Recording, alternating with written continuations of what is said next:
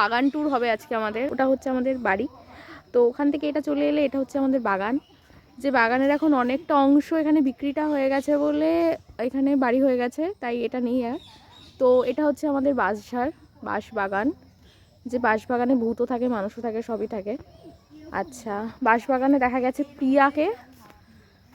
আচ্ছা, বাঁশবাগানে অনেকগুলো মানুষের দেখা পাওয়া গেছে, কারণ বাঁশবাগান শেষ হয়ে কলা বাগান শুরু হয়েছে। তাই আমরা যাচ্ছি জঙ্গল সাফারিতে। ওইটা খাওয়া যাবে জুমা, কলার কাদি দেখতে। কলা হেভি কলা হয়েছে, হেভি সুন্দর কলা হয়েছে। এই কলার কাদি দেখতে এতগুলো লোক। এটা বিক্রি করলে ওই দেখ মোটা হয়েছিল। তো দ্বিতীয়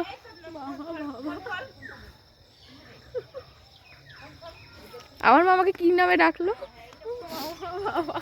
মামা বাবা। তো যাই হোক, এটা হচ্ছে আমাদের গন্ধরাজ লেবুর বাগান বলতে গেলে, পুরো ঝোপ হয়ে গেছে। এই যে এটা হচ্ছে গন্ধরাজ লেবুর কাটা, যে কাটা হেভি সুন্দর ধারালো, যেটা একবার খোঁচা খেলে না একদম সপ্তাহখানেক ব্যথা থাকবে। হ্যাঁ হ্যাঁ, ছোট্ট চারা হয়েছে। আমি নিয়ে যাবো, টাকা দিবে তারপরে, টাকা দে তারপরে। এরকম দূর থেকে ব্যাপারটা এমন দেখা, এখানে একটা জবা ফুল গাছ, এখানে কলা বাগান, এখানে বাঁশ বাগান, এখানে লেবু বাগান, ব্যাপারটা এরকম। আর এগুলো করতে করতেই আমাদের বাগানটা শেষ হয়ে যায়, আর কিছু নেই দেখানোর মতো। তো তারপরে যেটা আছে দেখানোর সেটা হচ্ছে আমাদের টগর ফুল গাছ। ছোটোবেলা দিয়ে এই টগর ফুল গাছ আর এই টগর ফুল গাছ, এই দুটোতে অজস্র ফুল তুলেছি।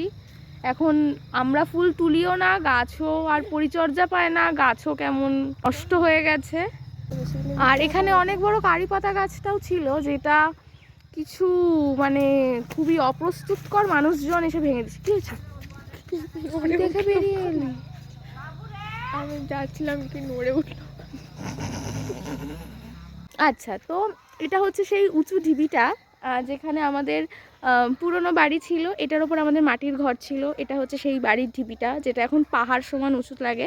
এখানে সবাই ওঠে পাহাড় দেখতে যাই। হচ্ছে এই হচ্ছে আমাদের সীমানা শেষ এখানে রাস্তা, এই রাস্তা দিয়ে সোজা গেলে মাঠ, আর এই হচ্ছে ঘর। পুরো আমরা বাগানটাকে এরকম করে চক্কর লাগিয়ে চলে এসেছি, যদিও বাগানের ভিতরে ঢুকিনি আমরা। তো এমন হচ্ছে ব্যাপারটা। তো আজকের মতো বাই, আমাদের বাগান ঘোরা, বাগান ট্যুর শেষ।